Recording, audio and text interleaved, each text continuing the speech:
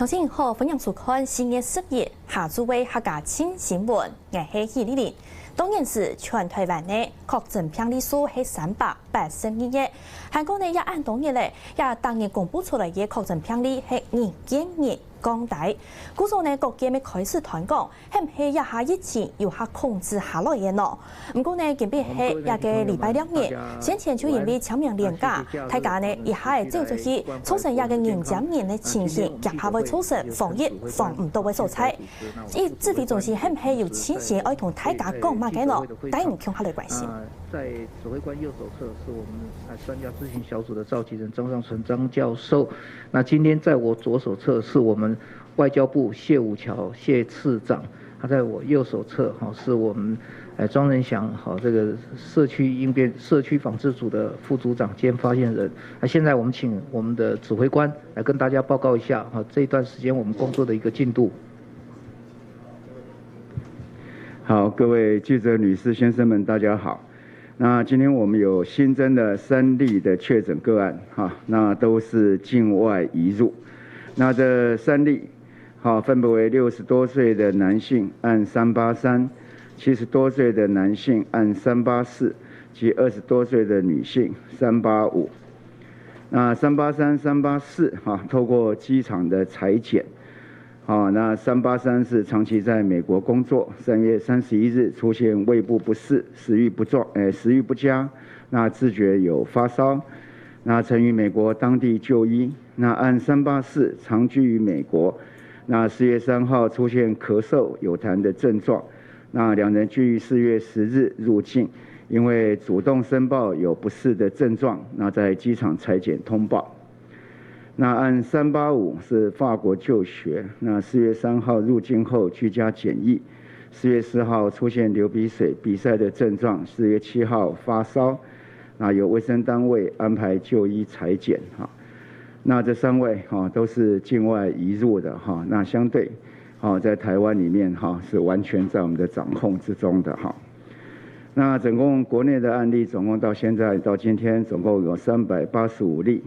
那99人解除隔离，当然原来就有6位已经死亡。好，那这2天大概在 WHO 有关于这些电邮的陈述那我们对这个它部分没有把事情讲得很清楚。那我想大家讲来讲过去也不是很清楚，我们等下就把整个我们的电邮的内容来公开那这里面我们是从网络上知道，就是说在武汉市发生了7例的非典型的肺炎，他们这样讲了那中国冠称是 SARS 不过他们就说这不是 SARS。那有这样的经验，我们当然是相对的紧张那我们认为在这里面提到一个最清楚的，就是说它是非典型肺炎，但不是 SARS。那这句话就很奇怪那到底是 SARS 还是非典型肺炎？那这样的模糊以对，当然我们清楚知道它是类似像这样的一个情况那否则不会用 atypical pneumonia 这样的一个名称来称呼这个。然后第二个最重要就是说这些病患正在检查，有7名病患，而且已经隔离治疗。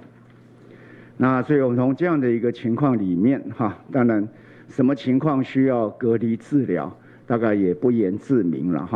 所以我们就把这样得到的情报就据实的转到 WHO 从 IHR 这样的一个系统那进去。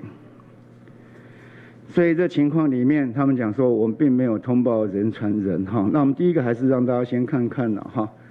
就整个的我们的一个跟着 IHR 所发的一个的电文的全文。好，那我把它念过一遍，好的了The news resources today indicate that at least 7 atypical pneumonia cases were reported in Wuhan, China.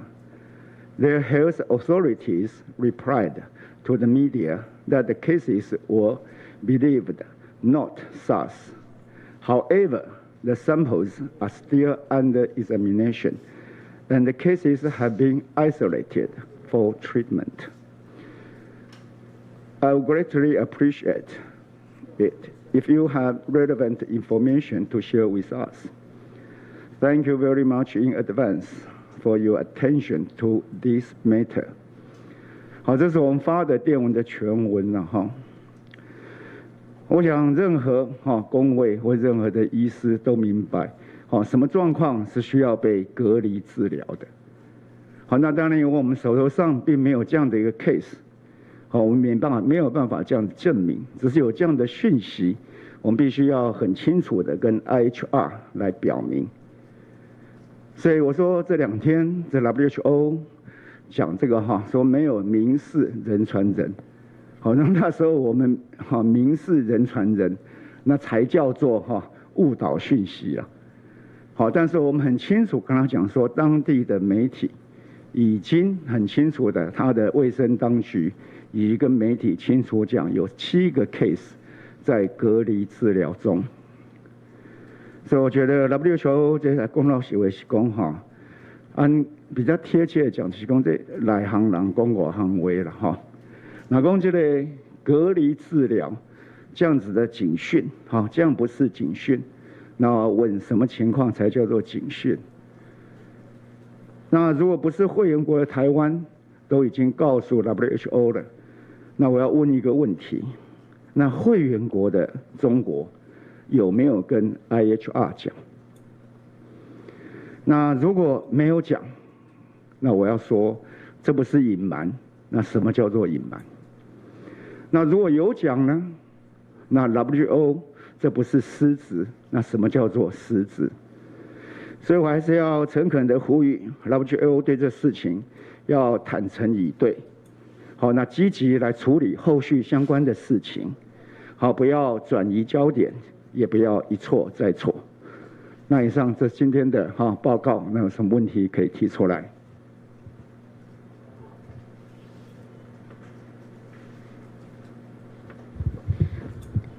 不好意思，东森新闻提问，想跟您请教一下说，那个之前提到的案379这位目前的疫调状况如何？那因为这些指挥中心针对这案有祭出酒店还有舞厅无限期停业的措施，但是有医生今天有说，他认为应该要全面禁止娱乐场所，包括电影院、夜店、pub 等等，这部分指挥中心有相关的规划吗？那第二题想请教说，现在口罩一天可以买量已经变多了吗？尽管说药局配给已经有增加，但是大人可以买到小孩口罩，变成说有些地区可能小孩比较多的地方，会不会有一些家长蛮顾虑说，就是小孩可能会买不到口罩的情况？那而且现在小孩的口罩也不能上。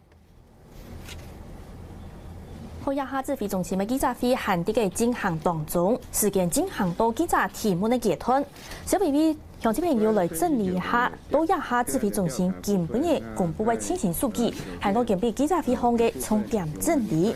近比呢，台湾有新增加嘅3名确诊病例，也3名全部係境外落來嘅個案，其中有2個，一條呢係60、72歲嘅男性，另外有一個係20歲嘅小妹嘅，佢係啲法國特殊，過後轉到台灣發現有一個流批，韓國會發售一條針條，故所就日日通報，故所也係近比公布嘅3名對境外落來嘅個案。故所呢到今全台灣有385個確診病例，其中有6個人死亡，韓國有99個人也係已經解除隔離嘅。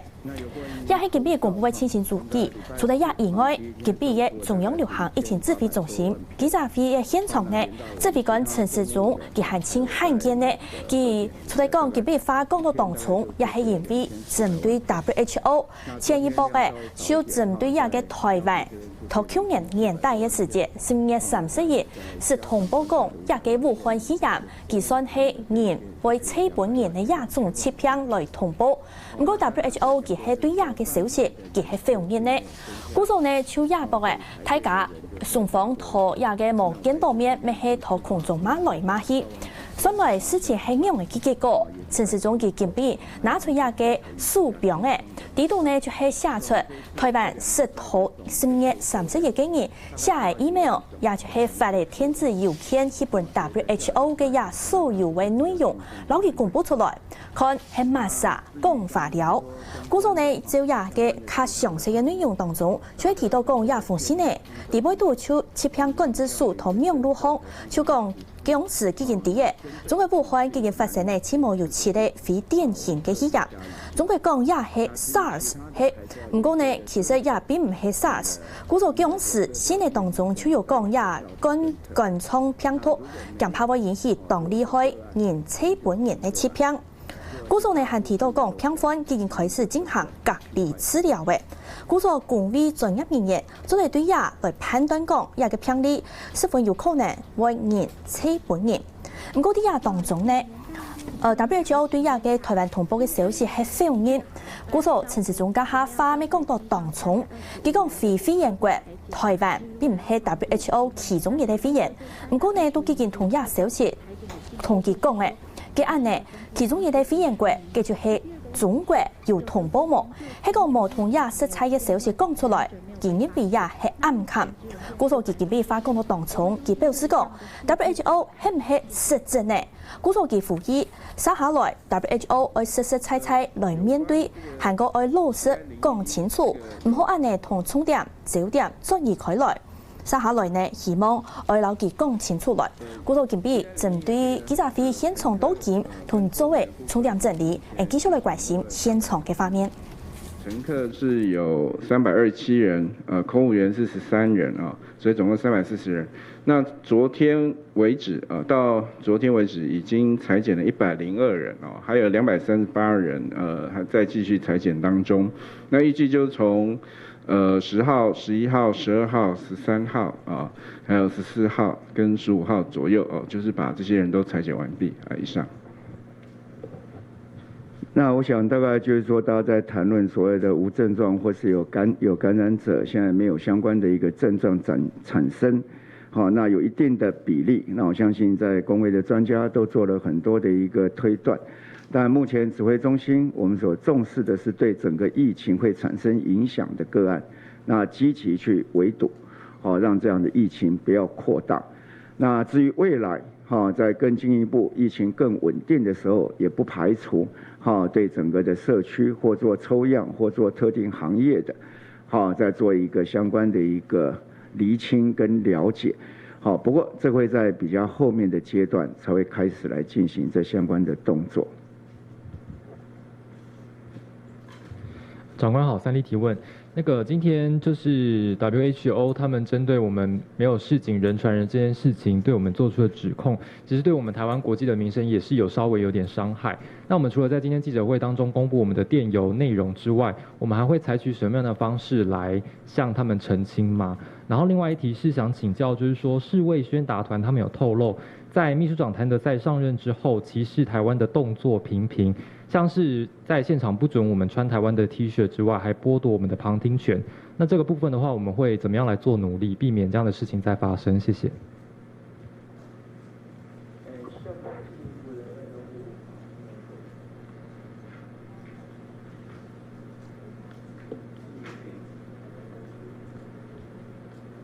世衛這次關於我們 CDC 所做的這個通報確實是有刻意的扭曲了，所以今天剛剛部長所做的這個說明我們最主要的目的就是還原真相，強調說在我們所送給 WHO 的這個通報的內涵裡面，除了說我們據報道可以看到是這個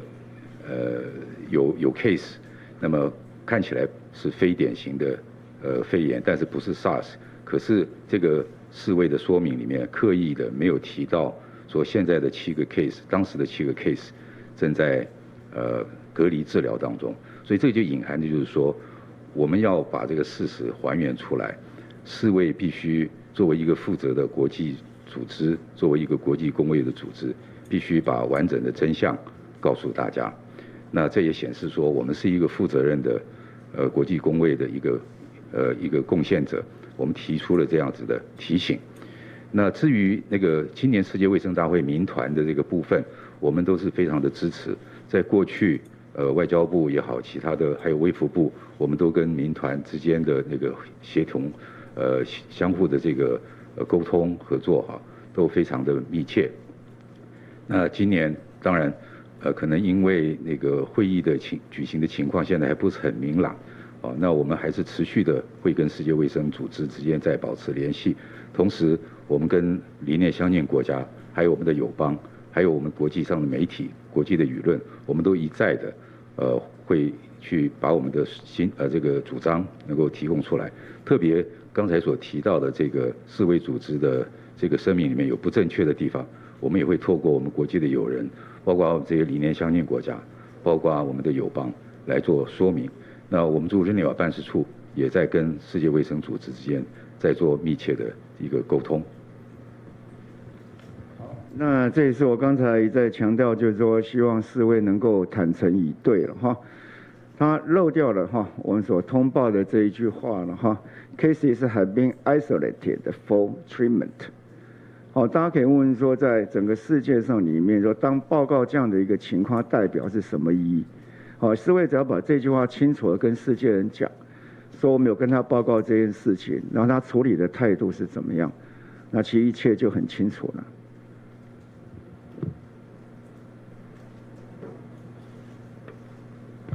不好意思 ，TVBS 提问，想请教一下，就是我们目前呢，还是有很多的家长反映说，他们现在买不到合适的口罩，希望可以在口罩地图上面来清楚的标示一下儿童口罩的尺寸，还有型号等等的，让他们可以不用再去排队，然后还排错。那另外就是说，因为现在那个刚刚东森也有提问到说，儿童口罩他们希望是可以网络预购啦，就可以比较不让那个家长去排队。那这边指挥中心怎么看？谢谢。当然有更方便的就更好了哈。那最主要是这样子哈，这口罩为什么这个东西没有办法立刻来解决这个问题？好，那是因为我们在包的时候就没有做这样的一个分类。好，我们只有分大人跟小孩。好，那对小孩的包出去就有一些各种不同的型号。好，这个大家都非常关心这问题，但因为我们在包装的时候在前端，所以这解决这问题要开始从前端来解决。那事实上，邮局现在的负荷也非常的重，好，所以整个要重新再来包装，它要一点时间，好才能够做这样比较好的分配了哈。那你问这个问题也是一样，我在这2天也天天我太太都在问啊，说这么简单的问题你都解决不了。我说事实上是蛮麻烦的了哈，因为它牵涉每天是2000多万片，那小孩子是有200多万片，那从出来到包装，然后到分类到走。那系统已经在了，要重新改变是有一些困难，但我们还是积极的来做。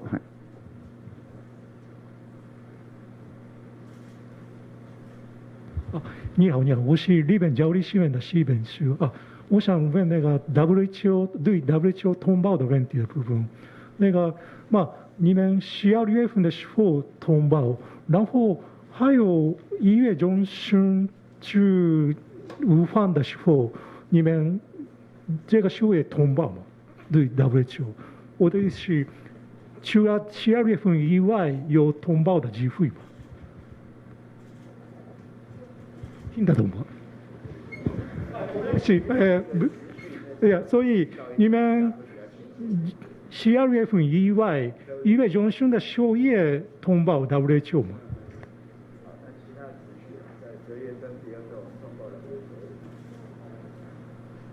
我们12月31号的时候通报 WHO， 但是 WHO 那时候说他转给他的专家这边来处理，那后续我们并没有再进一步的一些的资料。那我们大概在将近1月中的时候，我们有我们有请2位专家到武汉去考察之后再回来。好，那程序大概是这样子。那我们后续我们只要我们国内有病例的时候，我们就立即在依照 IHR 的规定，在24小时之内把它相关的资料就通报 WHO， 直到目前都还是这样。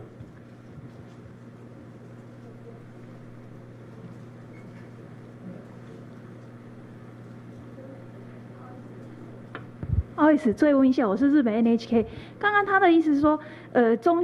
武汉2位专家去武汉，然后看子习的那个现场的状况。那后来我们我们台湾政府知道确实有人传人的状况，对不对？那这个部分有没有也是通报给 WHO 这样子？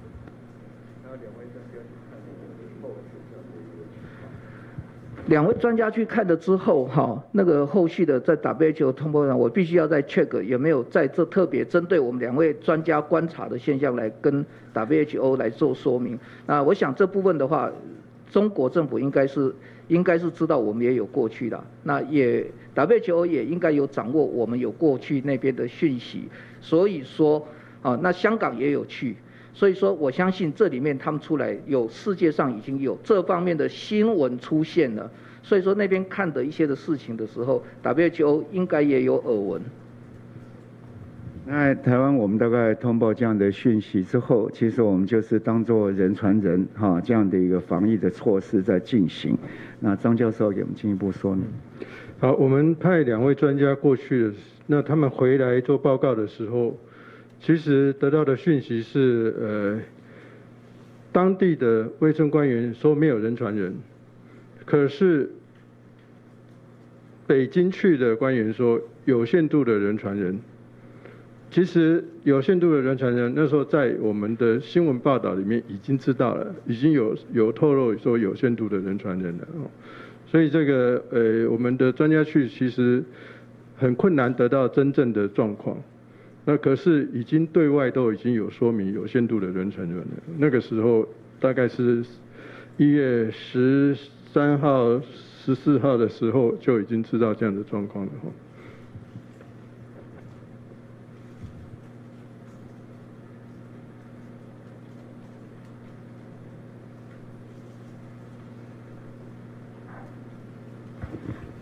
指挥官好哦，今天有个问题想跟张教授请教。昨天在那个新英格兰医学杂志有发布了瑞德西韦的研究结果，虽然这个个案数好像比较少，但是看起来对68%的重症患者都有改善的效果。不知道张教授对于这样的研究怎么看？是否未来会改变对于国内重症患者的用药？谢谢。好，这篇最新的报告就是恩慈疗法的方式去给美国、欧洲还有日本的病人使用。那看起来效果当然是非常正面的，就是蛮不错的一个效果，包括它的死亡率都在重症的状况下，即使有使用呼吸器，也只有18%的死亡率。那整体的重症死亡率大概只有13%，看起来是相当不错。因为相对的，我们看到另外一个资料，英国的重症患者死亡率将近1半那所以这个其实是应该是蛮正面的一个结果。此外，我们自己的临床试验的个案里面，到目前为止有9个个案进到临床试验，那看起来也都是效果相当的不错包括我们有使用到呼吸器的病人，用药以后也顺利的脱离呼吸器等等那到目前不管是中等程度或重症的病人，我们的个案也都维持的相当的不错所以就这一篇报道来说，我想瑞德西韦还是让大家觉得是到目前为止是可能是最有机会可以有疗效的一个药物了。不好意思，只会跟想请教一下，因为有那个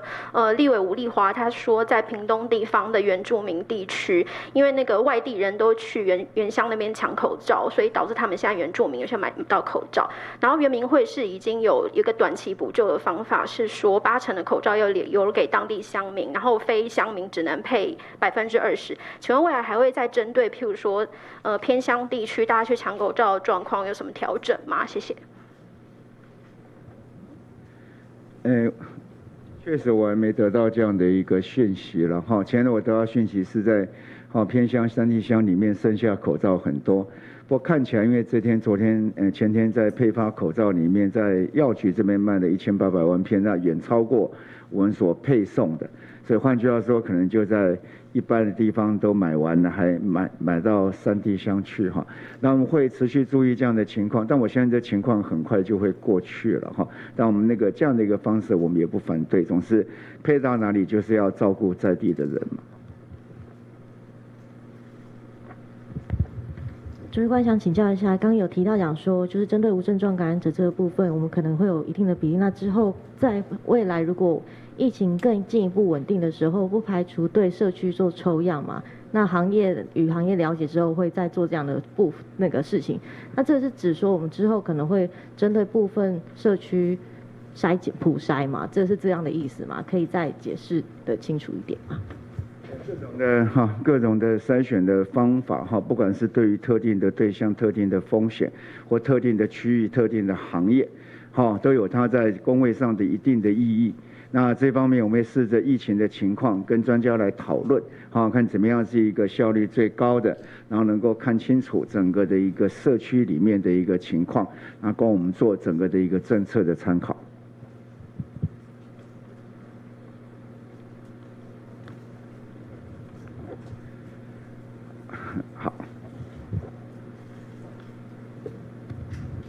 指挥官您好，这边中天新闻提问，想请教一下，因为芬兰他们有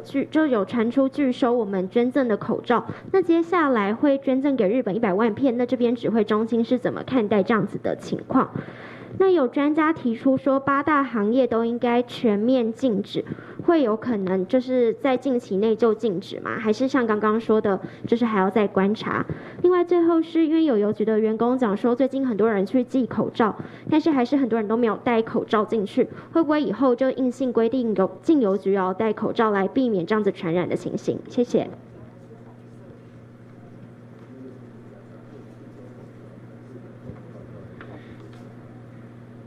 那个芬兰的这个部分，我个人目前没有这个讯息了哈，因为这个我们现在整体上对国际的这个人道的这个援助的还在规划在推动当中。那第一波我们在上个星期执行，现在规划的第2波我们还在规划当中，所以芬兰这个部分我们会去了解啊。那日本的部分也是在规划，那都在属于这个第2波，我们是照着那个计划在进行的。现阶段还是针对有男女陪侍的这个酒店跟舞厅，然后那其他的行业我们还是不断的在呼吁，那同时也会去观察他们实际在营运上跟客人之间是不是可以有效的做好社交距离的这个部分，那我们未来会持续来观察。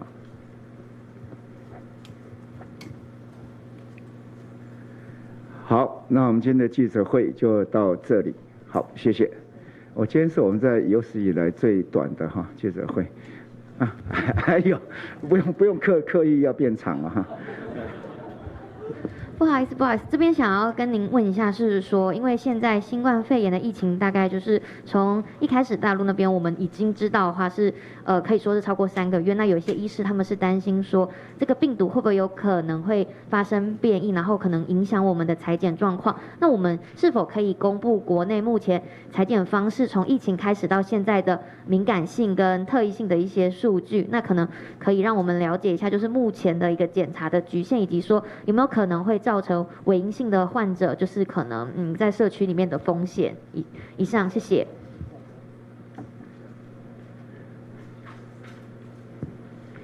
好，我们从开始到现在，我们大家都知道，我们还是采取这个呼吸道检体的所谓的 PCR 核酸检测嘛哈。那这个核酸检测当然它的敏感性是非常高的了哈。那我们要讲敏感性或特异性的时候，通常是要对一个所谓标准检测方式，一个新的检测方式，相对于一个标准的检测方式来做比较，才知道在本来应该100个个案都应该被侦测出来，结果你只侦测到多少个个案？所以我们现在标准检测方式就是核酸检测方式哦。所以这个核酸检测方式本身比较困难，再去定义它的敏感性、特异性。那第一个特异性是没有问题的，因为别种病毒不会用这样的一个核酸检测的放大可以侦测得到。那敏感性的问题，当然就是在于说，我们还是受到我们裁剪的这个检体够不够好，会影响到的敏感性。可是这个方法本身，它就是一个最标准、最敏感的一个方式了哈。如果裁剪的方法没有做得够好，那当然这个才会出现所谓的伪阴性的状况出现。那所以我们现在第一个当然就是在前端，我们不会只通报个案，我们一定要裁剪2次以上哈。那这2次以上的，包括有上呼吸道检体跟下呼吸道检体，尽量都有采，除非他都没有下呼吸道检体，没有可谈，那就只能靠上呼吸道检体。那鼻咽拭子或婴儿拭子以前也跟大家做过解释了哈。那这个当然就是担心裁剪没有采得够好，会不会有伪阴性的问题出现？所以希望至少要采2次以上。那第二个就是解隔离的时候也是一样。我们也担心只1次的阴性可能是不够的，它可能是伪阴性，所以后来就一开始我们就说至少是2套，可是很快我们就改成发现说2套还是不太可靠，所以变成3套。那这样的敏感性，我相信是几乎是100%了哦。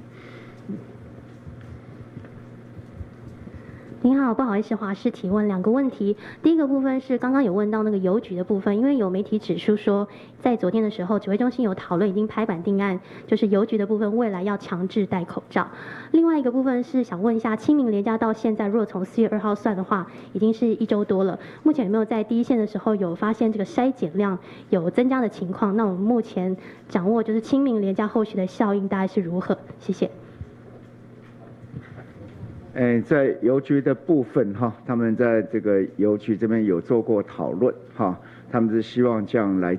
执行哈，那我们也不反对。我们认为在邮局有时候人很多，排得很近，社交距离不容易的维持，而且多半也是密闭的空间，好，所以他们就要这样做，我们支持他们这样做。好，那至于刚才有提到芬兰的情况，是外交部要补充。我现在有一个比较可以清楚的一个资讯哈，跟大家报告一下，就是有关于媒体报道关于芬兰的口罩的这个部分啊，其实它的报道不是很正确啦，与事实不符。那芬兰政府它已经早就公开的表示，它的防疫物资啊都会透过采购的方式来筹备，所以我们政府啊也没有收到，目前为止也没有收到芬兰政府所提出来的援赠的这个请求。所以到目前为止，我们也没有把芬兰放在第2批的这个援赠对象名单里面。不过呢，芬兰的很多的友人，特别是国会议员，也都有先后都有表达希望我们能够援赠口罩的这个构想。但是这个呢，我们也希望需要他们自己内部先形成共识，跟政府之间达成一个共识，再来研讨怎么样处理。我们必须要再重申，就是说，这个口罩或者其他医卫物资对外人道援赠的基本的原则，就是在不影响国内防疫准备的情况之下，我们政府才会进行国际人道的这个援赠口罩。那目前有关口罩不能出口的政策也没有改变，所以如果芬兰政府透过管道向我们提出需求，外交部就会就援赠的方式来跟芬兰等相关的方面来演绎。扩大筛选。那个在过去就是连假结束，从礼拜1到现在，就是从1天的扩大社区监测筛检1800多件，然后1700多，1600多，昨天跟前天都是1500多件。那这个前面也跟大家报告过，那这个扩大筛检里面，这5天里面有肺炎的个案，大概只占了6%，可能说不到10%的部分。那其他就是都是发烧、呼吸道症状，然后就被采检哈。所以这个到目前为止，只有其中1例是因为发烧、呼吸道症状采检阳性，其他都是阴性了。不好意思，联合报第2次提问，想要请教一下，因为有听说现在行政院资安处好像正在开发社交距离 App， 好像是提到说，如果说这个人他接近到了人潮多的地方，就会提出警示，然后也可能就是提醒说，要记得去保持一个社交距离，然后甚至是，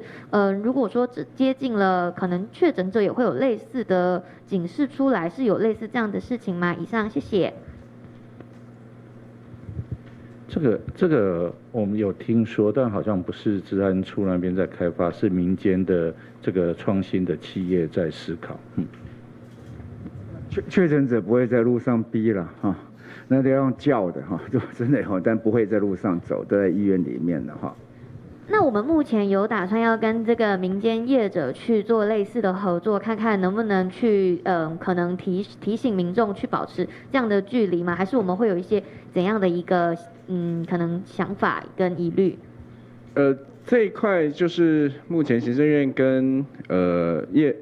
民间业者这边一直都有在讨论合作这个事情啦，但是在有关这个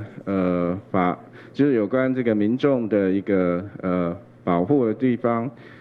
就是有关这个法律啦，还有这个民众权益的保护这边都一直还在讨论，所以虽然技术上是成熟，但是在这一块还在进行一个多方的一个讨论。那如果说在这个问题可以解决后，那才会付诸实行。以上。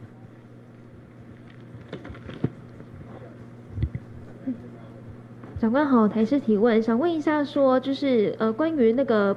2架包机，因为我们有看到那个海基会的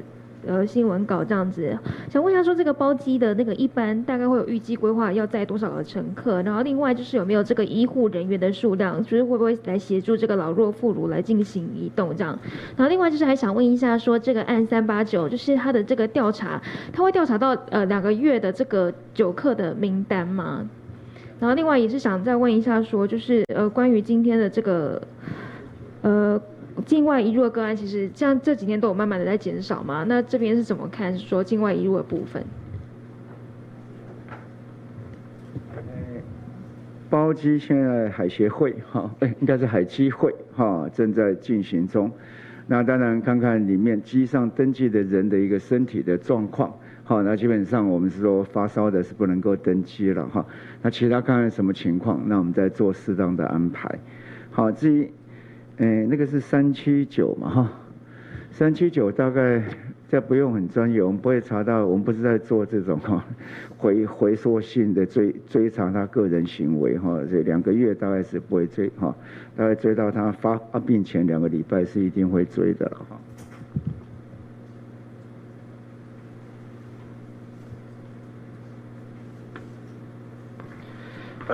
你好，报道者提问，我想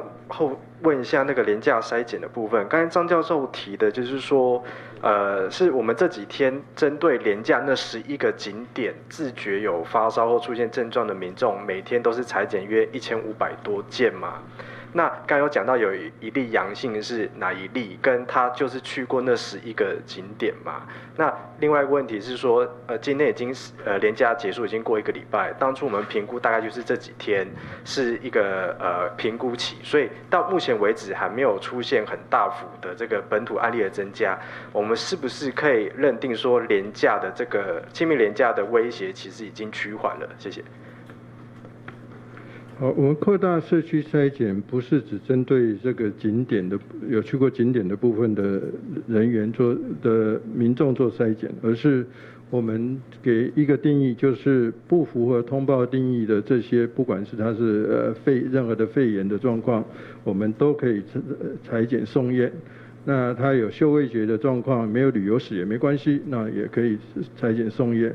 那有发烧、呼吸道症状，没有旅游史、没有接触史也没关系，也都医师判断认为要采检送验就可以采检送验。当然，在连假过后，我们也跟医界、跟民众也呼吁了嘛，如果有特别到这些景点，然后你又出现发烧、呼吸道症状的话，那赶尽速去就医。那就医包括你曾经去过这些景点的这样的一个国内旅游史，当然也可以跟医师做说明。那跟医师做报告，那由医师来做判断，是不是需要采检送验？所以这1000多位的这过去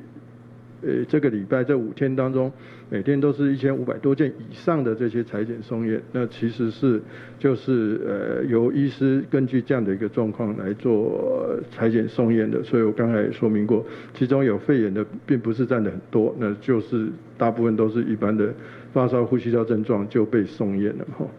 那唯一的一个阳性的个案，应该就是379这个个案，它是没有旅游史，没有接触史，那只是就是有发烧、轻微的呼吸道症状等等的，这样子就被送验了哈。好，那这是有关于您刚才提到这个扩大裁剪跟旅游的状况哈。我也许可以顺便听，昨天因为我有别的会议，所以没有来参加记者会哈。那不过后来有人告诉我说，媒体朋友还很关心这个什么嗅味觉的事情嘛哈。那这个我因为同时是身兼的传染病防治医疗网台北区的指挥官哈，所以对于台北区在最近的过去1个礼拜的解隔离的个案都有详细的去了解他们的嗅味觉状况。这在先前也跟大家报告说，我们也希望在往前追溯哈，以前有一些个案可能没有特别提到嗅味觉的失去或丧失的这些个案，我们也都一一去做了解。所以在过去的1周当中，在台北区哈，就是北北基加宜兰哈，那这些我们总共有37位解隔离的个案，37位解隔离的个案里面有11位有味嗅味觉的这个丧失，完全的丧失，或者是有一点点异常的一些状况，有些是只有嗅觉，有些是只有味觉，那比较多数都是嗅味觉同时出现。那昨天好像关系说它到底多久会恢复了哈，所以这个从这11位的资料里面看到，多数可能是在7到10天就开始有改善，或者是开始比较轻微的话，就7到10天大概就完全恢复了哈。那比较严重的话，它的恢复就需要拖得比较长，可能要2到3个礼拜才会恢复。11位里面有2位到出院的时候已经超过3个礼拜，还没有完全恢复，所以要等出院之后再继续追踪。这是有关于昨天我会后听到有人转述给我说，媒体朋友对这个还是多久会恢复还是很有兴趣，那就把我们目前为止有限的这些资料先跟大家做报告分享。不好意思，所以连假的那个威胁的部分，我们现在是认为说已经解除了吗？这个我来回答一下好不好？哈，在年假的这段时间哈，我们在4月6号到4月10号接受到的这些的通报的8000多位当中，那有791位哈是有表示说是有到这些的景点去的，那其中没有一例检验阳性，全部都是阴性。当然，我们比较就这几天这样的发展的情况看起来这样的话要急剧的变化可能性不高，但是我们还仍然提高警觉。